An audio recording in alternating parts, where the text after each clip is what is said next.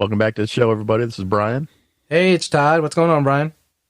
Not a whole lot. And this is the Cryptid Creatures Podcast. Yes, it is. Doing another good show this time. That's right. I'm really excited about this one. We are getting a lot of people talking to on social media about setting up interviews and getting on and doing shows. So I'm excited about that. We're getting a good lineup started. So we're going to have a lot of cool episodes coming out about a lot of different things. Exciting stuff coming down the pipe. For sure. What do you know about Maine, Brian? You ever been to the state of Maine before? No. I hear they have a lot of lobster up there. Yeah. Lobster in the boat yards, probably. Yeah. Right? Yeah, but no, I've never been there. I think the closest I've been, I think, is Connecticut. Yep. I have not. But I always thought Maine was, kind of an open kind of prairie kind of rolling hills kind of land, but it's all woods from what I'm gathering on this. That's what it looks like on the map. What you're talking to. And that Northwoods Law TV show. Yeah, and it's very close to Canada, right? Yeah. Yep. So yeah, it's right at the very tip of the U.S. A lot of things going on up there for sure, I bet. Oh, man. Yeah. But we know a guy who knows about that, and he's going to come on the show tonight, and his name's Mike. Yep. Excited about that. Sounds like he's in a hot spot up there. It does. He's had several encounters. I think he's going to talk about 2 or 3 tonight, but he's got more, so we'll bring him back after this for sure. But oh, absolutely. Yeah. So, ready to bring him on? Yeah. All right, yeah, man. let's get the show on the road. All right. We'll bring him on. Here we go. Mike, welcome to the show. Thanks for coming on, man. Hey, no problem.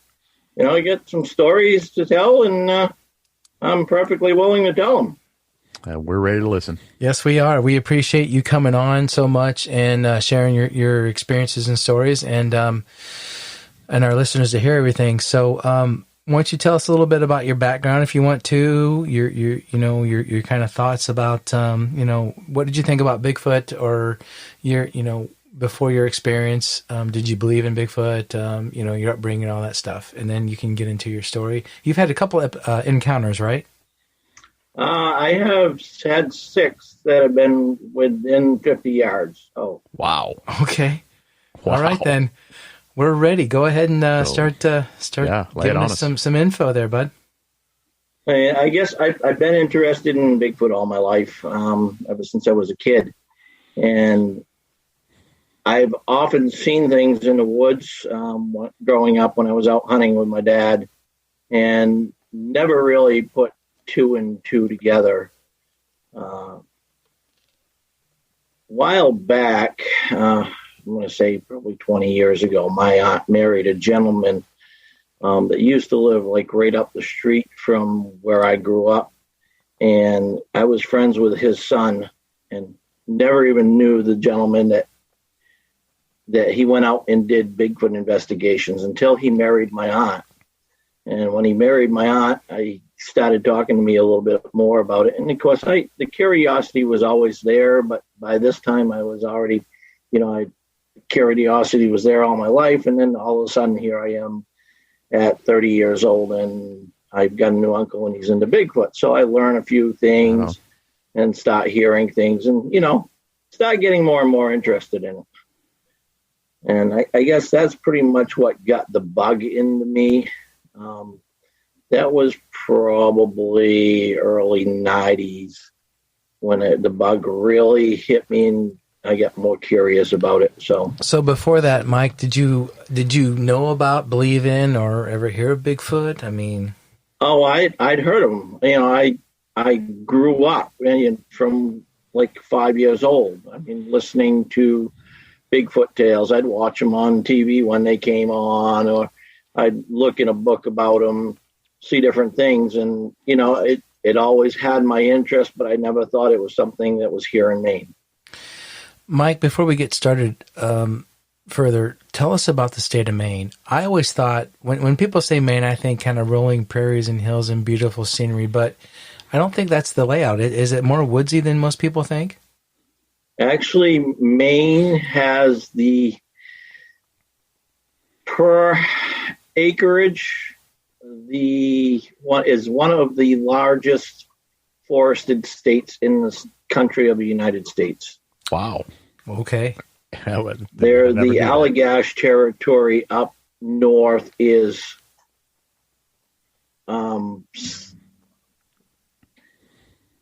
just huge. There's nothing up there. There's trees, there's woods, When you and I, the streams and the mountains, and very few people.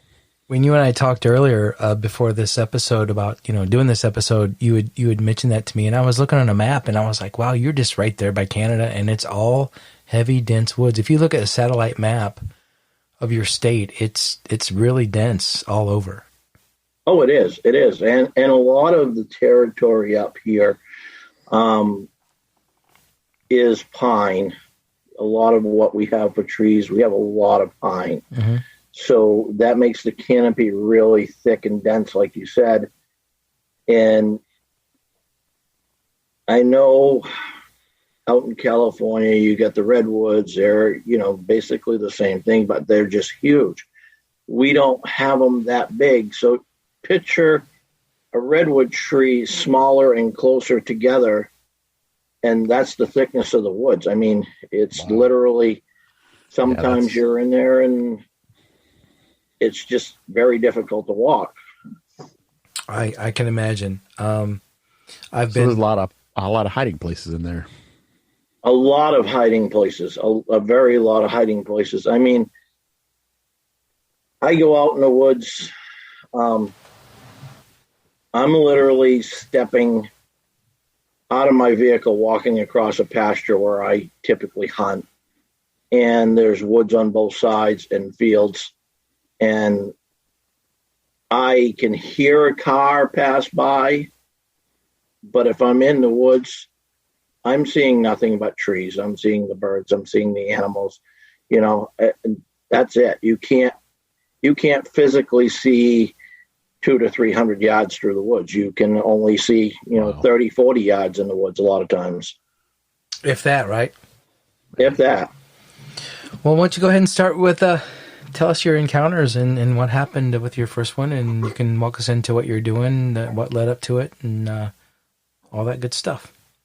Well, I mean, I think my first encounter, and I didn't realize this until I really got into this to the point where I'm at now, I'm going to say 16 years old in 1982. And I was out in a patch of woods. It's a 5 mile square patch, a lot of magnesium in the ground, and I was sitting in a tree stand by myself. I just gotten out of the junior hunting license into the regular hunting license so I could hunt alone, so I didn't have to sit with my dad. Okay. And in the center of this square, 5 miles out, there's a large swamp. And we had hunted that, all my life up to that point. Every time we'd gone, that's where I'd gone hunting. What kind of, were you hunting deer or? We were hunting deer. Yeah. And out there, there's nobody anywhere near. You'll see a person pass by once in a while. Typically, it's a lost hunter. They've gotten lost in the compass, getting stuck in the swamp, and they've gotten lost. And, I was smart enough and wise enough to learn from my dad and my grandfather. And I knew the woods, that patch of woods, like the back of my hand. So I chose to sit in the very first tree stand that we built out there on the path coming in. And basically, we built a tripod tree stand out of the trees out in the woods. Probably, a month or two ahead of schedule. And, they'd been there for years. So I chose that stand. Typically, it's maybe 100 yards off the swamp. And there's always been a lot of deer activity coming out right there. So I chose that one. Had a little bit, they had done some logging in there, a little bit more clear as far as where they'd logged. I could see 100 yards, 150 yards in places. So I sat there, and my father always told me, if you shoot a deer, wait 15 minutes, whistle, and I'll come over. So I was sitting there, it was probably about mid-morning, and I had a deer go by. I took aim at it, shot the deer went down, got back up, ran. I watched it go on the path that it went. It went up and around me, going up towards the ridge area, and it came back in to the right of my tree stand, and I heard it fall. So I waited to 15 minutes, whistled, and my dad come along. And before he came along, probably about 5, maybe 8 minutes before he came along, I saw what looked to be a person walking on the same path the deer had been on. And it was walking slowly. It looked like it had a darker colored clothing, maybe like camouflage type clothing on it. It was about 110 yards out from my tree stand as it was going up through. And I was picking it up through the patches of brush as it was walking along. And it followed the direction of the deer. And, it crossed a couple of spots, shooting lanes that I had out. And I noticed when it went across the shooting lanes that, this thing looked much larger than my father. Mm-hmm. And I said, well, geez, that's an awful big guy. And I just kind of let it be. And I took note, and I said, well, he's not wearing any orange. He's supposed to be wearing orange. He's probably some just local person that got lost out here. And, that was my thought at the time. Okay. And I said, well, big guy, though, so he should be okay. We'll yell for him after and stuff. And, yeah. I watched him go in the same direction to where I lost sight of the deer and where I heard the deer fall. My father came along. I pointed him in the direction of where I'd shot.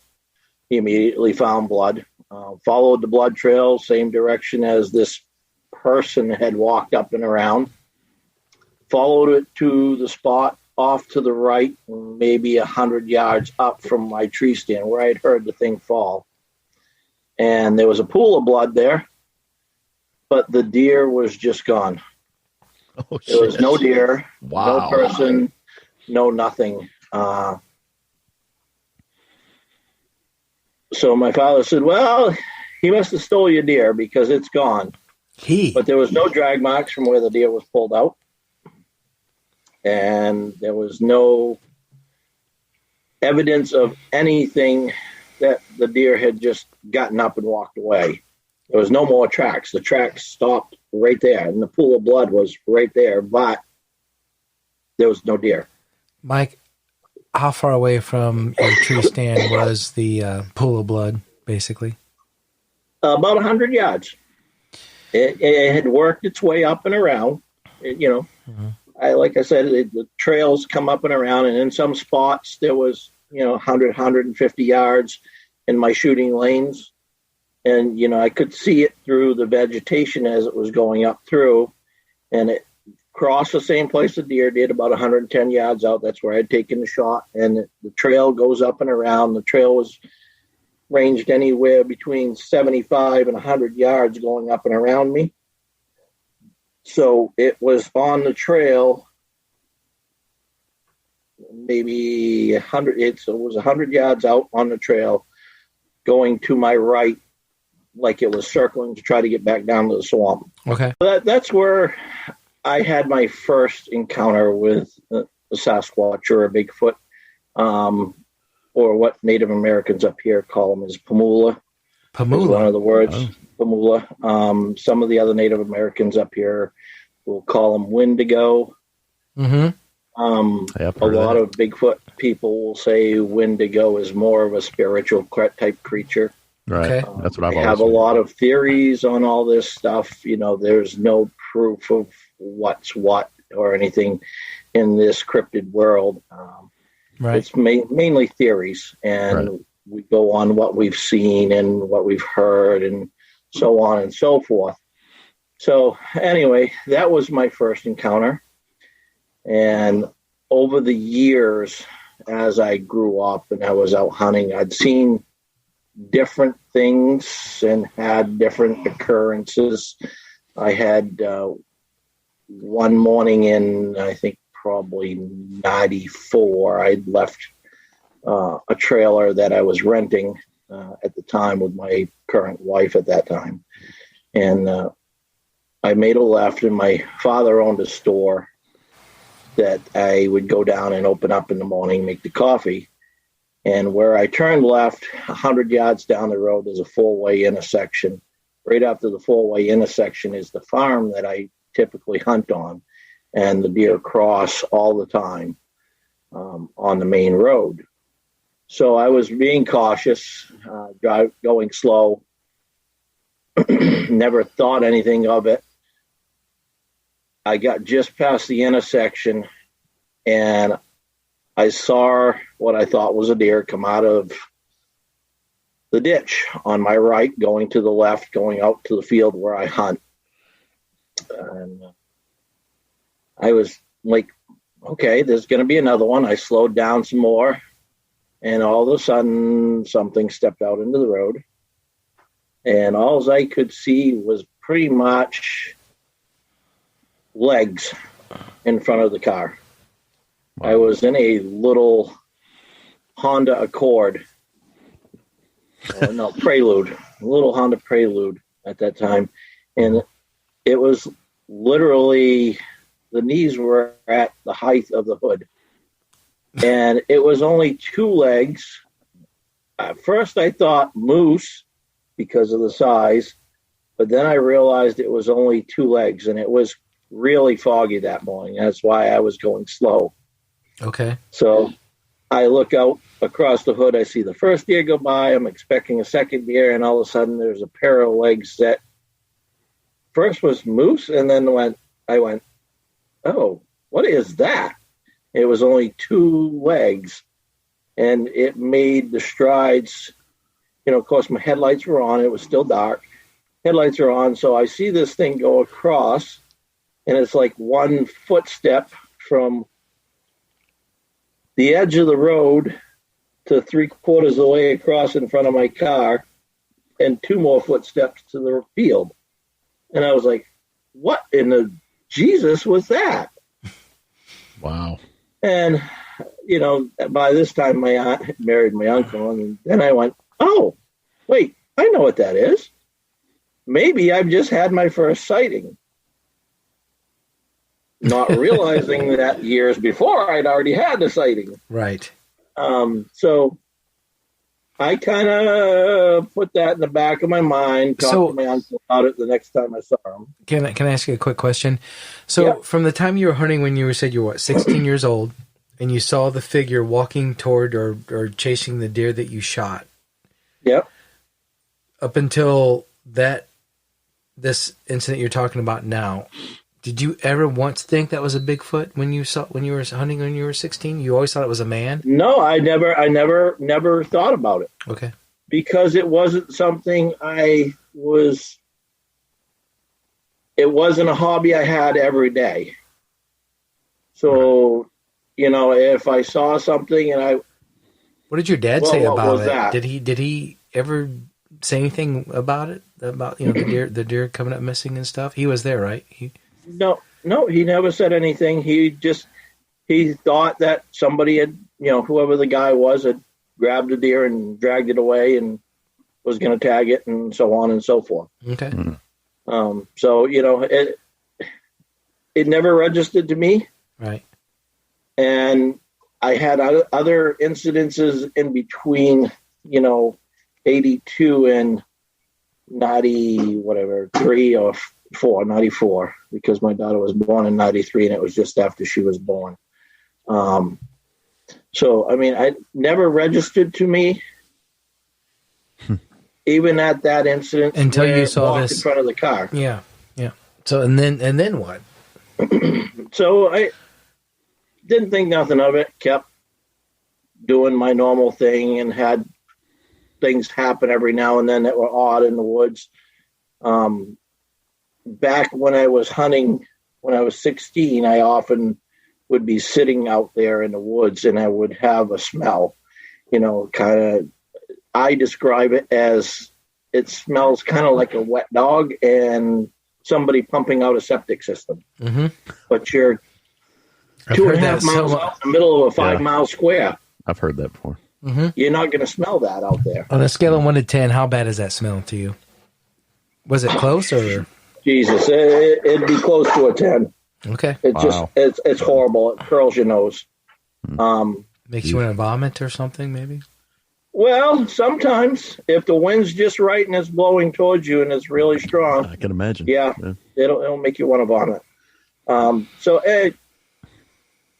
This incident in '94 kind of got my curiosity a little more. Then there happened to be a weekend that I decided to have my parents go away. They hadn't had a vacation. I was on vacation. I said, I'll run the store. And my cousin was going to help me along with my girlfriend at the time and his wife. So we were going to run the store, and his house was right across the street. So I was staying at the house, and my cousin was coming over, and we would run the store during the day. And we made a special up to the house one night, and it was kind of strange because we're sitting there, we're cooking, it's getting warm, so we go outside off the steps in the front of the house, and my wife and my girlfriend and his girlfriend, both of them were our future wives, and they had sitting in my sister's old bedroom at the end of the house, at the end of the hallway, and all of a sudden his girlfriend yells out, screaming. So we were just outside the door. Of course, we come in, and she comes down, and she's literally just using her hands, and she's beating on his chest and screaming at him. How dare you look in that window with a gorilla mask on and glowing red eyes? I was like, what are you talking about? So she went on to tell us, grabbed a shotgun, go out the door with my cousin. Now he's 6'4". He weighs 210, 220. So, big guy. Mm-hmm. And we get around the end of the house, and we're looking, and I'm yelling into the woods. I said, I don't know who you are, but you come out of them woods and you try to pull this scare shit again, I get a gun, I'm going to shoot you. Pardon my language. No, you're fine. That's all right. So I'm sitting there, and I'm yelling that, and my cousin's yelling some stuff as well. And all of a sudden it dawned on me. I looked left. Okay, so here I am. I'm looking like this, talking to my cousin. I'm 6 foot. He's 6'4". So I'm looking up a little bit. And then I look left, and the window's not here. The window's up there. And I stood under the window, and I put my arm up. So, with my arm up, I'm 8 foot tall. I barely touched the bottom sill of the window. I said to my cousin, I says, Sean? He said, yes. I says, could you have put a gorilla mask on and looked in the center of that window? Yeah, pardon me. So he looked up and he went, no. And I said, did she say that it was staring in the center of the window? And he says, yeah. She said I was standing in the center of the window. My face was in the center of the window with a gorilla mask on and glowing red eyes. I said, well, I don't see a stepladder, and I don't see any other way to put a face in the middle of that window, do you? And he said, no. And I said, I don't think whatever is that tall is going to even flinch with a little shotgun blast. He said, no, I think we better go inside. So we went inside. And, that was kind of like an aha moment. And I learned I told it to my uncle, and he's like, well, it looked in the window. You had one that looked in the window. And then I got talking to my girlfriend, and she remembers seeing a black figure out on the back lawn that my mother thought was a black bear. She said it came out of the woods walking on 2 and ran across the back lawn on 4. So, my curiosity was piqued. A couple of years later, I'm hunting in my tree stand on the property where I saw one walk in front of the car. And it's about 100 yards down to the brook. There was nothing. I had seen nothing. I had heard nothing. There was nothing moving. It was dead silent that day. I was in a blind that I had built for my dad that I had put on the edge of this field. And I said, well, I'm going to go out for lunch. I made a phone call on my cell phone. Called, got lunch ordered at his old store because he was retired and he had sold the store. And I started down the ladder, and I took probably 4 steps down the ladder, and I looked over, and oh my God, I said, what is that at the brook? There was a black human-shaped body down at the brook at 100 yards, and it was literally crouched over. And I could see it doing something, and then I could hear a clack. And it turned a little bit, and I could see it had like rocks in its hand. And I was like, what in the? So, of course, I didn't have my binoculars. They were up in the blind. I had my rifle, but I'm not going to take my rifle on a ladder and try to look at it through the scope. So I slowly climbed back up, watching it the whole way, and I maybe lost sight of it 30 seconds when I got to that point where I had to open the door and get into the blind. By the time I got into the blind, it was gone. Wow. I went down, and I did find a footprint down there. There was a couple of footprints right along the brook. They were somewhere around 13, 14 inches in length. Did you have a camera with you? No, I didn't have a camera with me. And my cell phone was just a flip phone with no camera on it. Yeah. Didn't have any money for anything real expensive with good cameras, so I just got something cheap that worked for work. And I get out of there, ate lunch. Then we hit 2010. This is where my interest really threw through the roof. This is a story I told Todd the other day. I went and I had an expanded archery license. People will tell you, you have to have big woods for these creatures. You don't have to have big woods. You don't have to be in the middle of nowhere. I was hunting within what they call urban city limits of a town, real local to where I am here. They had made expanded archery zones because the deer population was getting so big.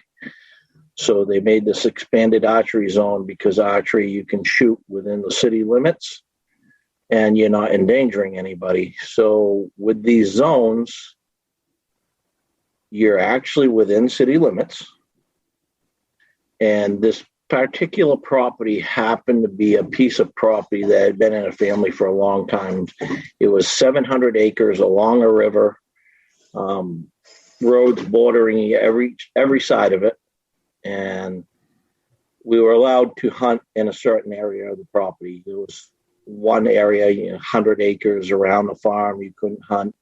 So I had chose this one property because you came off the road, you went up a gravel road, across a brook, out into a field, a back field. It was a half a mile into the back end of the field. And they had been planting corn in there. So I knew there was a lot of deer around. And I'm sitting there and I'm, looking at this thing, and I called the guy. I got his permission. I'm I'm in there. I'm hunting. Now, I've spent some money on my licenses, so I'm bound to determine I'm going to hunt. And it just so happens my place where I work happens to be like a mile and a half from this place. So I got out one day, and I had set my tree stand up ahead of time. And it was a climbing tree stand. And I set up off a little brook, probably maybe only 75 yards into the woods.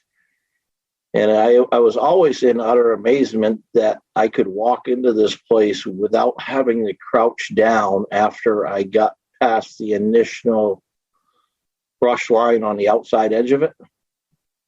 It was like when you got inside, there was paths that went through there that were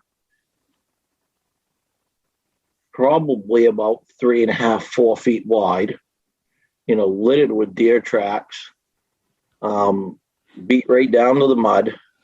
There wasn't a branch on the inside of that trail on any tree. You could look down through 200 yards on this trail, and there wasn't a branch up to 8, 9, 10 feet up. But the other side of the trees were always littered with branches, really thick. So I made my way in, and I got in my tree stand that day. So just as I get in there, and I hoist my bow up, I'm settling in, and I'm kind of getting ready and listening around, looking around, seeing where I can see, how far I can see and stuff. Because some of the fall foliage is fallen at this point, and it's gotten a little bit more of a vision, a view. I'm sitting, and I hear kind of like a ruffling or a shuffling noise to my left.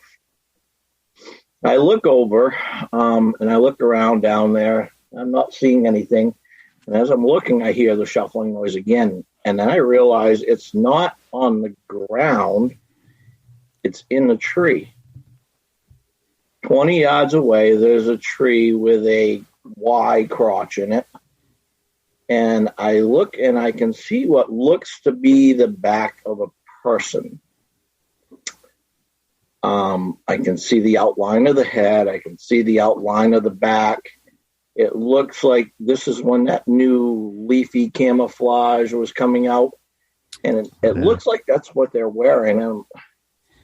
I'm completely baffled. My tree stands right here. Why would you put up in a tree there? Well, I didn't think nothing of it. I said, well, I'm not going to yell out. I'm not going to go give this guy hell. He's just trying to hunt. Maybe he didn't see. So I decided I was just going to be quiet, stay sitting there. All afternoon I sat there and watched for about 2.5 hours before it started getting dark. And, I'd hear him move every now and then. And I was like, geez, I wish this guy would stop moving and be a little bit more quiet. And I was sitting there, and just as it started to get dark, when the deer are actually moving through, they're heading for the corn, I heard a snap to my right. So I slowly turned to look. And as I'm turning to look, I hear a thud to my left.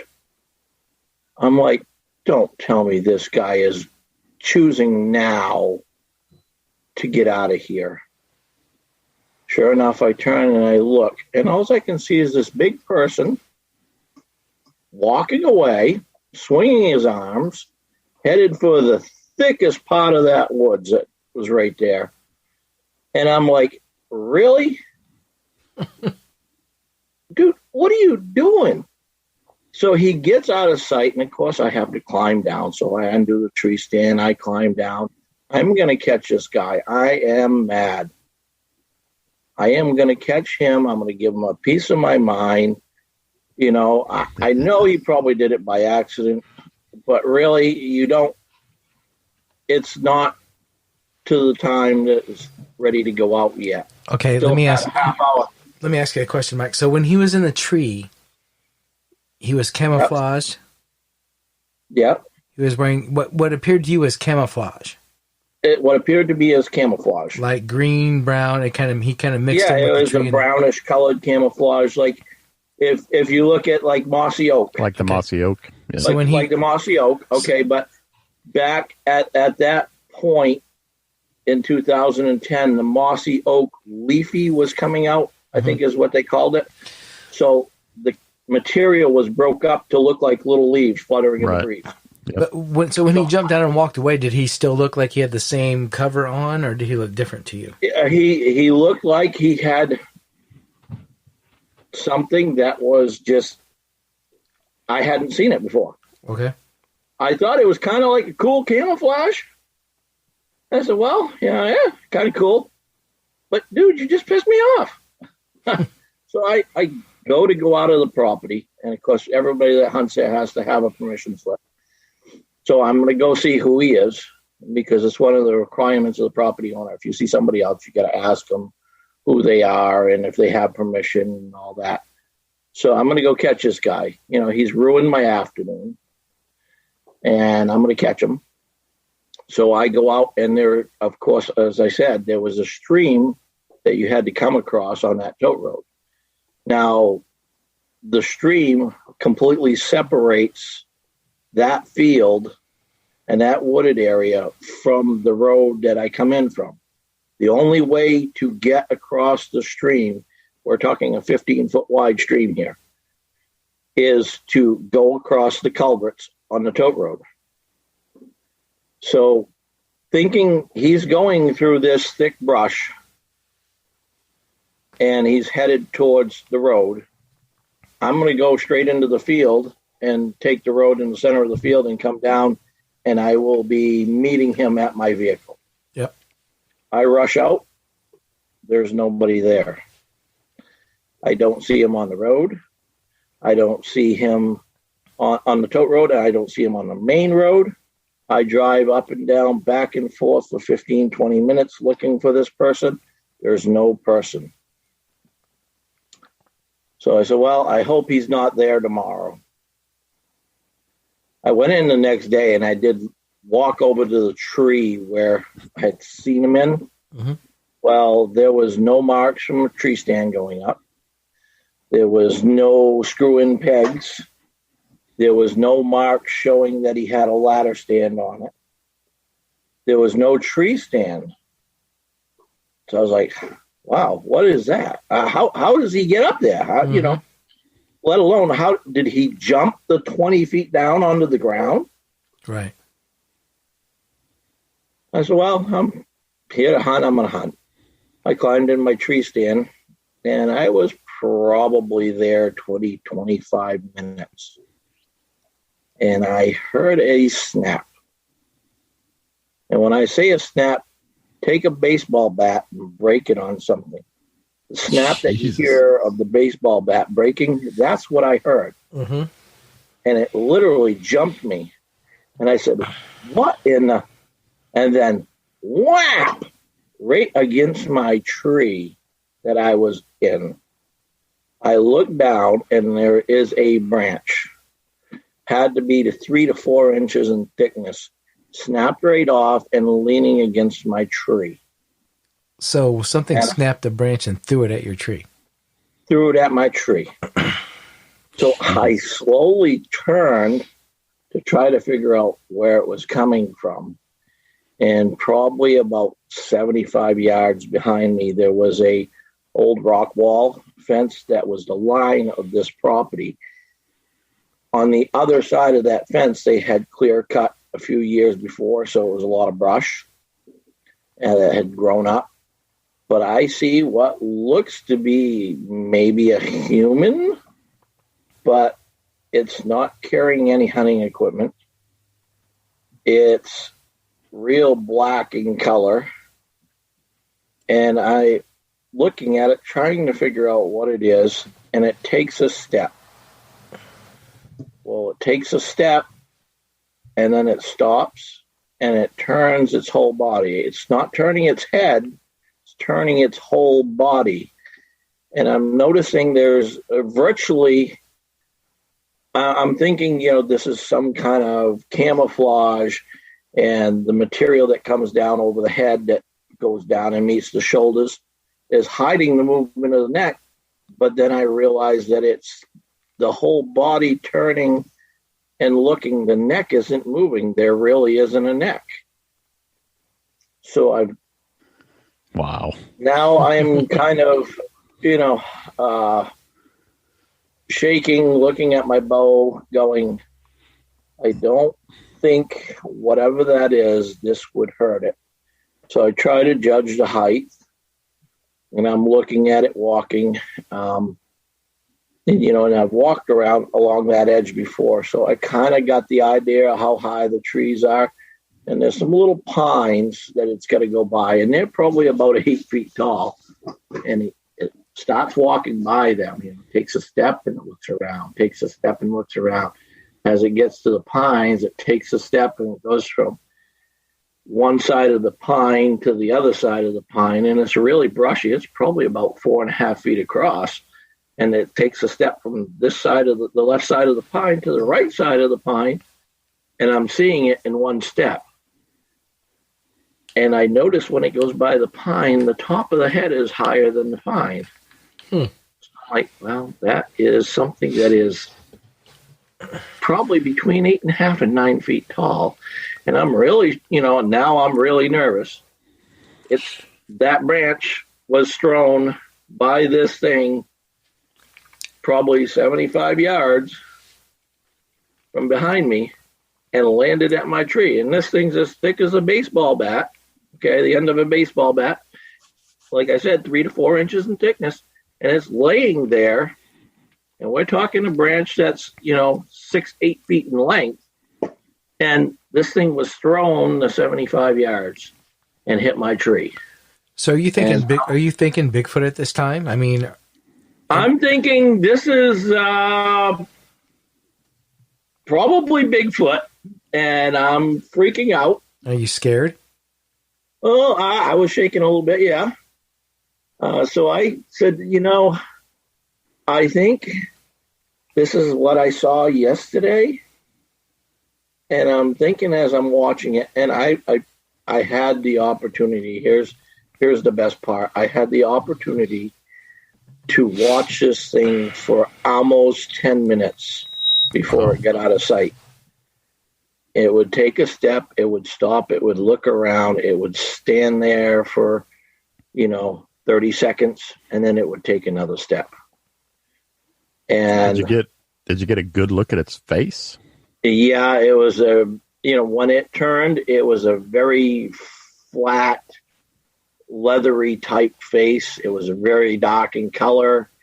There didn't appear to be hardly anything for a nose. It kind of, to me, I related it to a friend of mine that when I was growing up, he had a problem with his nose. So his nose was pretty much flattened right into his face. And that was the first thing I thought. I'm like, it kind of looks like, my buddy. And I thinking his name, and I'm like, but that ain't human. And it's not him. Wow. He's not that tall. So you fixated on the nose was the thing that you noticed first, and you related that to your friend who was, you said, was it like a boxer's nose kind of look? To me, it looked, if you were to compare it to a gorilla, real flat, and the snout's kind of turned out. Yep. I mean, it had maybe a little bit of a rise to it, but the snout was the nostrils were kind of turned outwards. Were they more human or more ape-like nose? To me, it was more of an ape-like nose. Okay. But like I said, I related it to my friend. He had a birth defect that his nose was literally, he had no ridge line on it, so it laid flat and it flared out his nostrils. Mm-hmm. Wow. So that's what it looked like to me, and I watched this thing until it got out of sight, and it was only 3:00 in the afternoon. And I kept thinking to myself as I'm watching it, because it would stop. And, even as it's getting away from me, it would stop and turn its whole body all the way around and look directly in the direction I was in. So as soon as it was gone out of sight, I undid everything, climbed down, rushed off to my vehicle with my tree stand and all, and said, I'm not hunting this property again. I did end up talking to my uncle. He said, well, it just doesn't want you in that location. Just that spot. That's what I was thinking. So I wonder why. I said, well, that's his spot. What's there that he doesn't want you to be doing? Is it near? I don't know. Could it be near his family? Maybe you're in a good deer run where he wants to hunt too. Yeah, exactly. So I said, okay. My uncle talked to me a little bit about it, and I said, well, I can go on the back side of that property.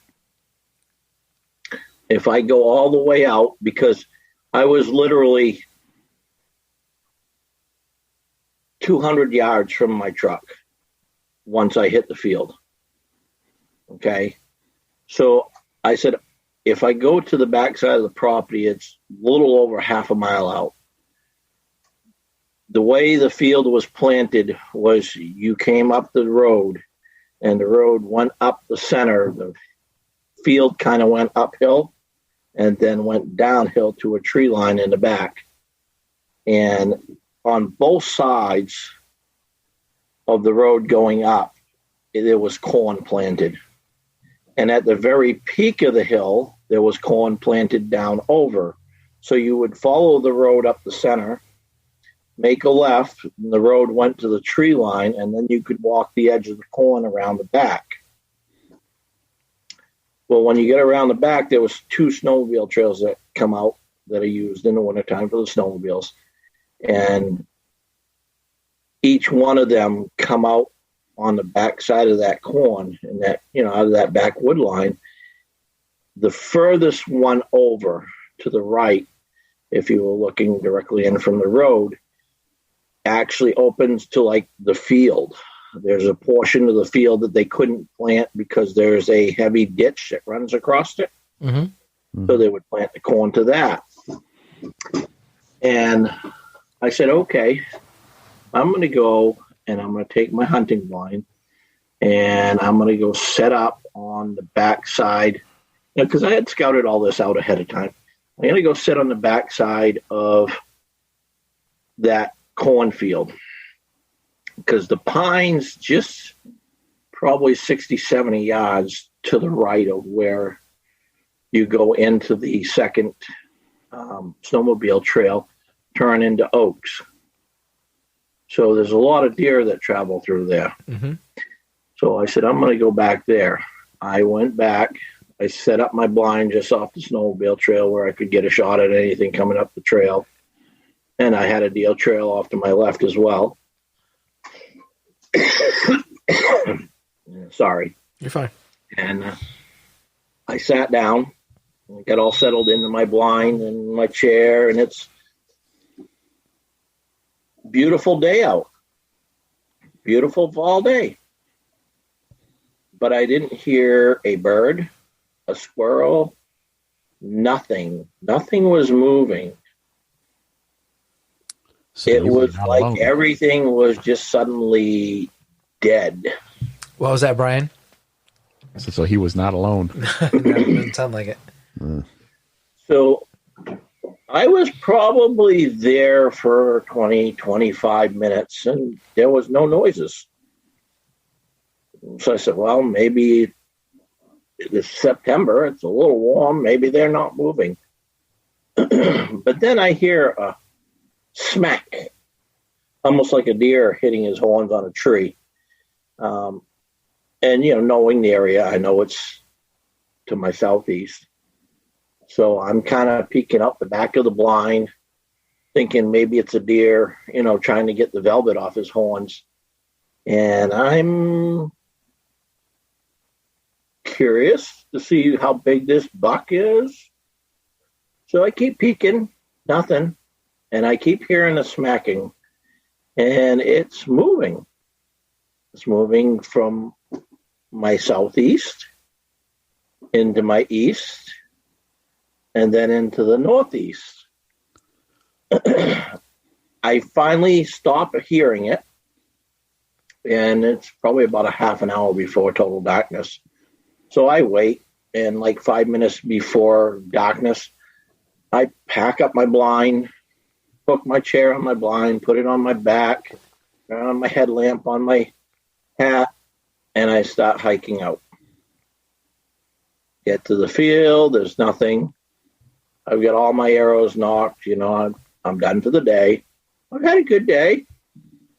I get to the second snowmobile trail, and a rock a little bit bigger than a softball comes flying by my face. Oh, shit. Literally inches in front of my face. Wow. And I watch it land in the corn.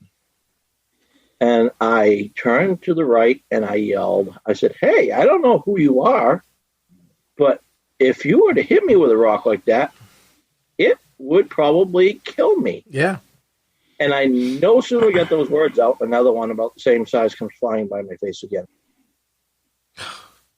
So now I'm a little PO'd. I screamed some obscenities in at it, said I was knocking an arrow, and that if it threw another rock in my direction, I was going to start slinging arrows into the woods. I don't care who you are. If you're trying to kill me with a rock, I'm going to defend myself. Sure. And I no sooner said that than this growling type noise came out of the woods to my right. And by this time I'm turned to the right and I'm looking, and I hear the growling start out low, and then it just gets deeper and deeper and deeper. And all of a sudden I'm feeling vibrations through my body, and I'm like in total awe. And I'm like, holy crap. Now I'm thinking, this is the same thing that probably chased me. Mm-hmm. So I said, well, I'm out of here. I went to turn, and as I went to turn, the growling's still going on. I still feel the vibrations coming through my body, and I can see 10 yards off to my right in the woods, a tree about the thickness of a telephone pole, about 40 feet in height, just start rocking back and forth. Oh. I mean... time to go. Wow, yeah. Time to run faster. It's time to run. I'm not an athlete, but I ran. I ran. And as I'm running, as I started to run, I could hear it start to walk. And it was like it was stomping its feet on the ground. So I knew it was there. I would take 6 to 8 running steps and hear one of its footfalls. And this thing followed me out and around the field. I hit the road to go out to my car, and as I hit the road, I could hear it paralleling me in the corn. Okay, so I kept going down the road, and I went across the culverts, and I mean, we're talking culverts for this stream. Remember I said this stream is 15 feet wide. These culverts are 8 feet in diameter. There's 2 of them side by side. I'm running. At the end of the bottom of the field where you start into the tote road, there's a slight hill on the right-hand side that goes up through some really thick pines and then down a steep embankment to the brook. I hear this thing the whole way with the footfalls. I get beyond the brook, and as I get beyond the brook, I hear one splash in that brook, and then I hear the footfalls on the other side of that brook. And I get to my car, and now I know I need to get the hell out of here. So I'm bound and determined that I'm not going to throw my bow and arrow. It's $1,000 bow. I don't want to ruin this thing. Right. All right. As I'm running up to the truck, I'm ripping the blind and the chair off my back. I'm tossing it into the back end of the pickup truck. I don't even care if it lands in the pickup truck. at this point. I get on the other side of my pickup. I'm holding the bow. I'm looking in a fanny pack for my keys, and I look literally 15 feet in the woods on the other side of my pickup truck. I can see this thing, this large black hulk in the light that I had on my hat. I can see it rocking back and forth. It's moving its body this way and looking out, moving its body this way and looking out, and at the same time, it's stomping. Well, that kicked me into high gear. I wasn't getting into that fanny pack. I wasn't getting into that fanny pack fast enough, so I took that bow and I just chunked it into the back. I don't care if you break. Ripped open the fanny pack, found my keys, tore out of there. Amazing. Mike, that is amazing. That's great. My hair standing up. Yeah. I called my uncle the next day. Of course, I'm in a panic still at that time. Yeah. He starts talking to me more about it. And he said, well, you want to learn, come over and see me. So I, probably about, now my interest is really into this. So I start reading up and watching the videos online. And, I'm okay with it. I don't know if I want to go chase them yet. No. 2 years later, a buddy of mine who he's just passed away. 35 years old, he passed away. Wow. And I took him, he wanted to go out on that property and go hunting. So we went 2 fields over, almost a mile away. And the field was right off the road. Literally, there was corn planted from the road to the backwood line. We went out there. I said I would hunt out there with him. Now, he was a man that would never carry a gun with him. He was bow and arrow. If I'm bow and arrow hunting, I don't need a gun.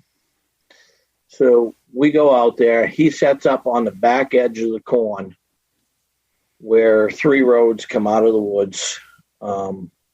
There's a ravine directly behind him. I'm going to take the road off to his left that goes right straight back into the woods because I found a spot in there that cleared out and I can put my tree stand. I go in there. I'm sitting there. And, of course, inside the woods, it gets darker a little earlier. So I'm in there, and I had a couple deer come by. I took a shot at them. Wasn't quite dark yet. So I took the shot. The deer ducked the arrow. So I climbed down, retrieved my arrow, and I looked around. I said, well, it's getting a little too dark for me to see in here. I'll go see if he's seen anything. I go out. I get to the edge of the field where he's at. And I says, you see anything? He says, no, just some douchebag. I said, what? He says, yeah, some douchebag. He come up out of the ravine behind me, walked right up onto the edge of the corn, and he says, he's standing there in full some kind of camouflage. He says, I think it was a ghillie suit. And he says, he's standing there, and he doesn't have any hunting equipment. And I yelled out to him to see, if he had permission to be on the property.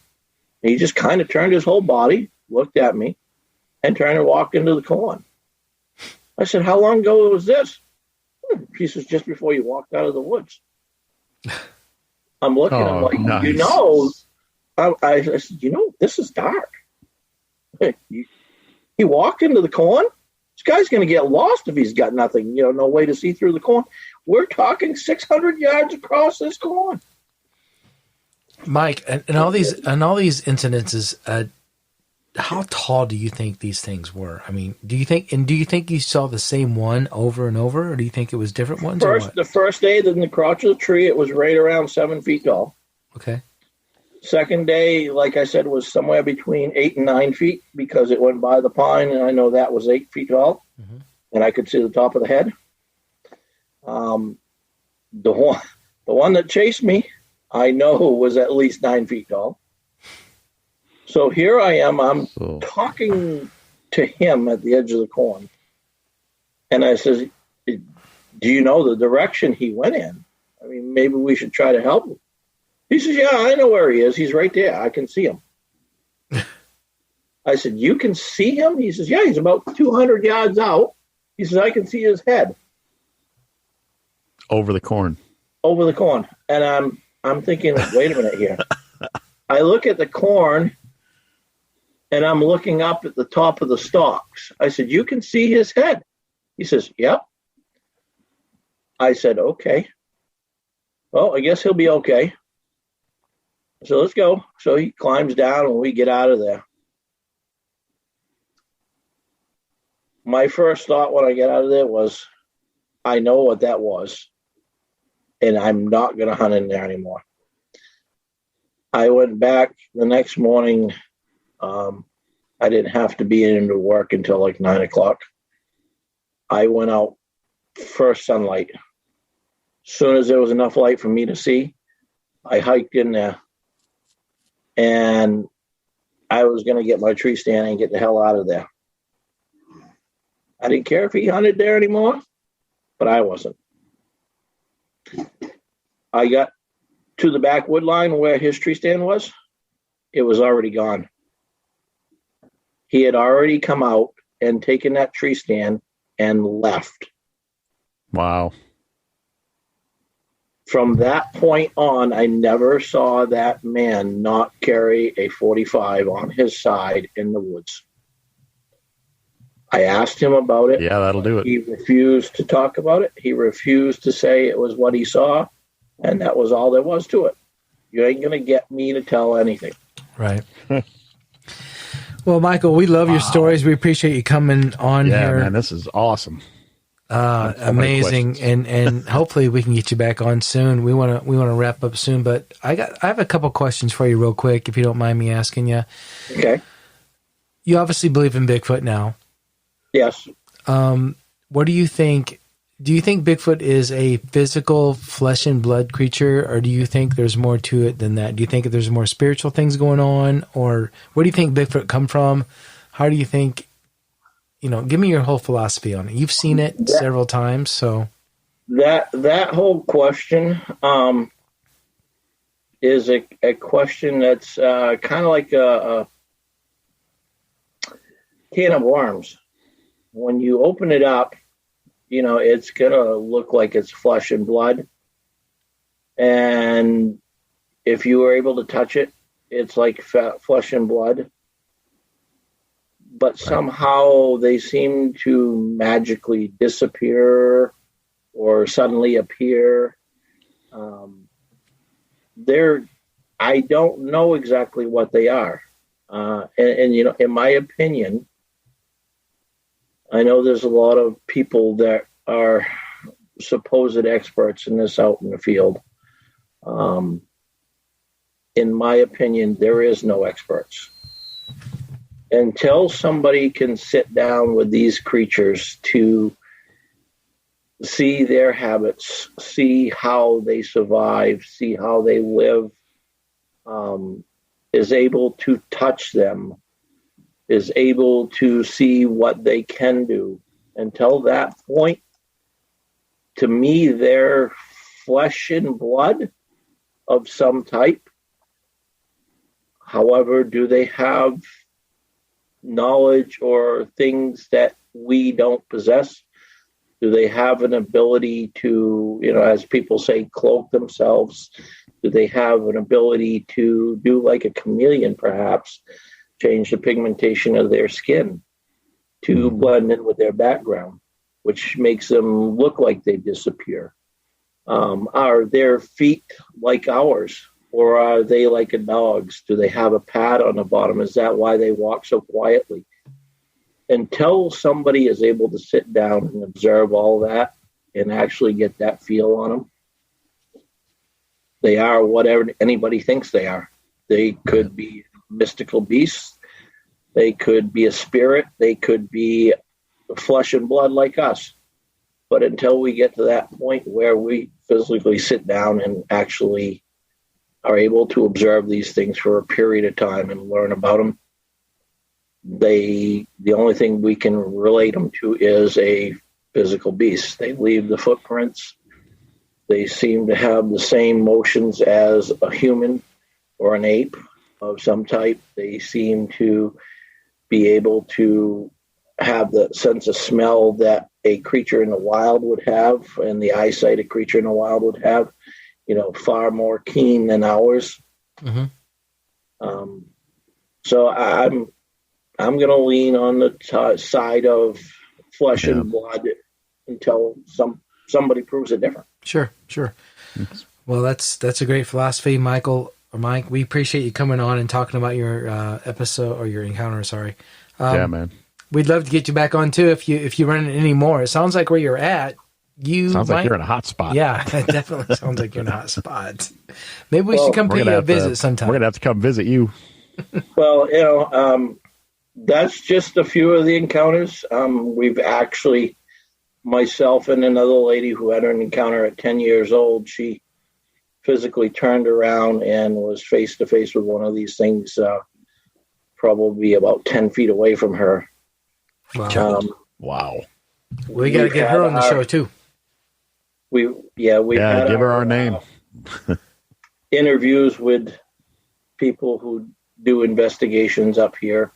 And, to us, it seemed more like they were just trying to get that YouTube video out there and make some money off of it. And, they really didn't care after they got the story. Right. And between her and I, we both had started groups, and we were just kind of like, well, we joined together, and a lady asked us to investigate a sighting that she had on her property between Bigfoot and the mountain lion, and she was curious if she was safe or not, if they ran together. So we went out and we did, her and myself and another gentleman, we went out and investigated. Well, Michael, we appreciate you coming on and telling your stories, man. It's been awesome having you, and we definitely want to get you back on here and telling more stories because it sounds like you have a lot more to talk about. But yeah, for sure. Yeah, we appreciate you coming on.